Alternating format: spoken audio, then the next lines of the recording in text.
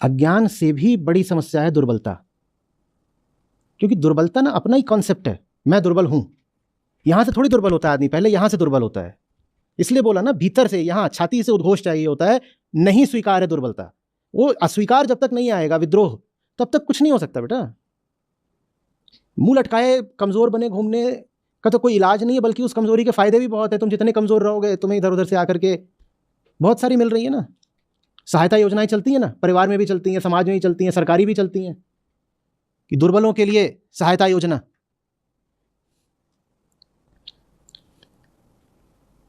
तो अच्छा लगता है, हम बीमार हैं, कमजोर हैं, हम तो, हमें कुछ ना कुछ आप लोग सहायता मुआवजा वगैरह दिया करिए, वो मिलता रहता है। घर में बच्चा बीमार हो जाता है तो मान लो 2-3 बच्चे हैं, तो माँ जो बीमार वाला है उसको दूसरों के हिस्से का भी थोड़ा खाना ज़्यादा दे देती है। बीमारी के बड़े फायदे हैं। घर में कोई काम आता है जो बीमार है, उसको दिया जाता है कभी? बीमारी के बड़े फायदे हैं। तो अपने आप को कमजोर घोषित करने के कितने ही तो लाभ हैं। किसी को कोई काम नहीं करना होता, तुरंत फोन पे क्या बोलता है, मैं तो बीमार हूं। बीमारी कुछ भी हो सकती है, कौन नापने जाएगा तुम्हारी बीमारी? और कोई बीमारी नहीं बतानी तो ये बता दो सरदर्द है। आज तक कोई मशीन ही नहीं बनी जो सरदर्द नापती हो।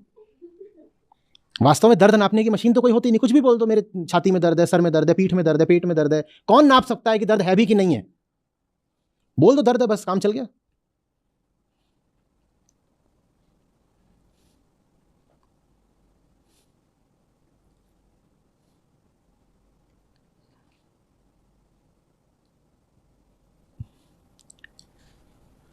बाहर जो कुछ भी है ना, उसके सामने कभी ना कभी तो आंखें तरेरनी होती ही हैं, और ऐसे थोड़ा चौड़ी छाड़ी के साथ खड़ा होना होता ही है। दुबक के सहम के तो पीछे हटना कभी एकाध किसी मौके की नीति हो सकती है। वो तुम्हारे जीवन का सूत्र थोड़ी हो सकता है कि कुछ सामने आए पीछे हट गए।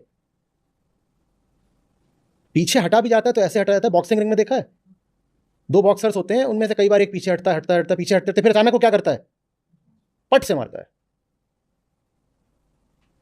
और पीछे हटते ही जाए तो क्या करेगा? तो नहीं, रस्सी है, रस्सी पे कूद जा, नीचे गिर जा, और 4 लोगों से बोल मुझे टांग के ले चलो, मैं तो दुर्बल हूं।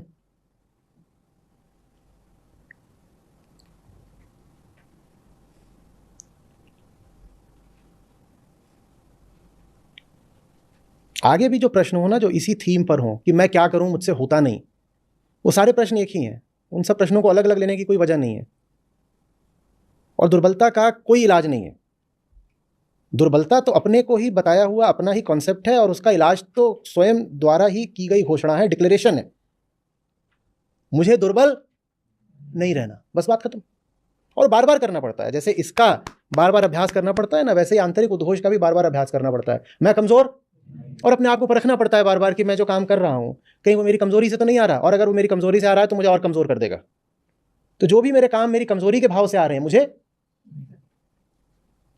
कोई आपका बड़ा हितैषी हो, प्यारा हो, वो आपको सहारा दे भी ना तो मना कर दिया करो। खासतौर पर महिलाओं से बोल रहा हूं। ये समाज ने इस बात को एक बड़ी वर्च्यू बना दिया है कि महिलाओं के प्रति कैसा रहना चाहिए, गैलेंट रहो, शिवलरस रहो। ये सब शब्द खूब सुने या नहीं सुने हैं? ये बड़ी भारी वाली मूर्खता है, मत लिया करिए। कि क्या वो सज्जन वो है जो गाड़ी से उतर के आपके लिए आपका दरवाज़ा खोले? काहे को आपके हाथ नहीं है? पहली बात तो वो गाड़ी चलाए, फिर वो आकर के आपका दरवाज़ा भी खोले। क्यों, ज़रूरत क्या? मैं तो कह रहा हूँ गाड़ी आप चलाओ, स्टीयरिंग आप पकड़ो। बात बात में अपनी दुर्बलता को प्रश्रय मत दिया करो। छोटी से छोटी बात में, कुछ भी नहीं है, जा रहे हैं, लाइए आंटी मैं उठा लेता हूँ। काहे को उठा लेता हूँ? डांट दो उसको। वो आ जाते हैं कि लाइए मैं उठा लेता हूँ। अब कुछ भी नहीं है, वो होगा तो 2.5 किलो का मुश्किल से, आप नहीं उठा सकते क्या?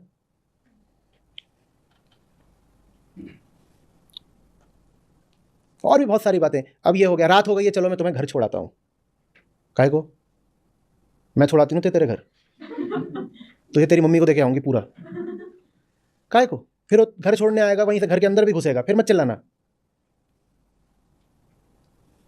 जब तक एकदम ही ये ना लगे कि अब कोई चारा ही नहीं बचा, मत लो किसी से सहायता। इसको जीने का एक तरीका बनाओ, मुझे नहीं सहायता चाहिए। उसमें कुछ नुकसान भी होगा अपना, निस्संदेह। निश्चित रूप से सहायता लेना बंद करोगे तो 10 में से 2-4 मौकों पे कुछ नुकसान होगा। मैं कह रहा हूं आप उस नुकसान को झेलिए। सहायता न लेने से जो नुकसान होता है, वो नुकसान झेलना भी एक तरह का इन्वेस्टमेंट है, निवेश है।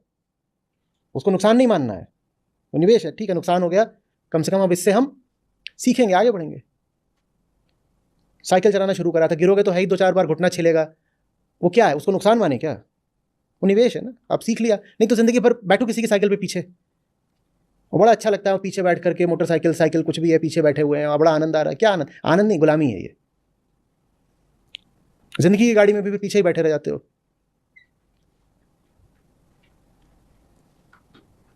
मनन करिएगा कि कैसे कैसे आप वहां भी सहायता ले रहे हैं जहां आपको सहायता नहीं लेनी चाहिए। एकदम मत लीजिए। और जो सहायता देने आया हो उसके प्रति आदर व्यक्त करिए, कृतज्ञता दीजिए कि तेरा बड़ा एहसान, तूने आज तक सहायता दी, आज भी देना चाहता है, पर मेरे लिए अच्छा नहीं है कि मैं तुझसे और सहायता लूं, बल्कि तेरा ऋण है मेरे ऊपर, कभी हो सका तो मैं चुकाऊंगा भी। और ये रवैया सिर्फ समाज के प्रति नहीं होना चाहिए। इन्होंने रिलेटिव्स कहा ना, मैं कह रहा हूं ये रवैया तो माँ बाप और पति पत्नी की तरफ भी होना चाहिए। क्यों किसी से ले रहे हो कुछ? लेने का काम अहंकार का, आत्मा तो दाता होती है। जो सचमुच बेचारा सहारे की आवश्यकता में हो उसको देना सीखो। तुम कब तक सहारा लेते रहोगे दुनिया से? ना बोलना सीखो, कोई दे भी रहा है तो नहीं चाहिए। इतनी नहीं बुरी हालत होती भाई, किसी की भी नहीं होती कि नहीं लोगे तो मर जाओगे। हाँ, जब नहीं लेते तो भीतर कुछ एक नई ताकत जरूर जागृत होती है।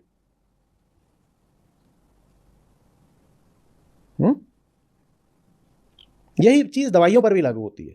जहां तक हो सके दवाइयों से बचा करो। मैं जानता हूं कि शरीर की एक स्थिति आती है जब दवाइयां आवश्यक हो जाती हैं, लेकिन मैं ये भी जानता हूं कि बहुत लोग दवाई तब भी ले लेते हैं जब जरूरत नहीं होती। दवाई भी एक तरह का सहारा है ना, मत लो।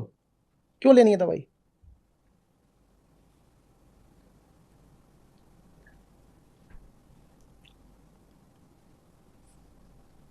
थोड़ा सा पाँव में तकलीफ हो गई, सीढ़ी चढ़ रहे हो, 2-3 आ जाएंगे, आइए आइए मैं आपको चढ़ा देता हूं, सबको ऐसे कर दो, चढ़ो। धीरे धीरे चढ़ेंगे लेकिन अपने दम पे चढ़ेंगे। लेकिन बड़ा अच्छा लगता है, देखा, हम जरूर कुछ बहुत महत्वपूर्ण हैं और खास हैं, तभी तो ये 2-3 लोग आ गए हमको कि चलिए चलिए आंटी आपको हम सहारा दे देते हैं। किसी को सहारा नहीं देना, भाग जाओ ऐसे।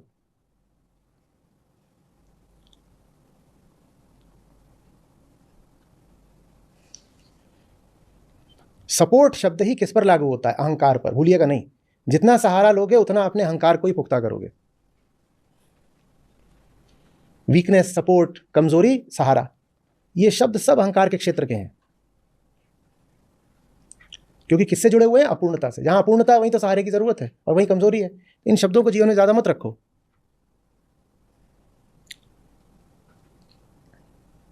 और रुपए पैसा तो खास तौर पर मत करो ये सब।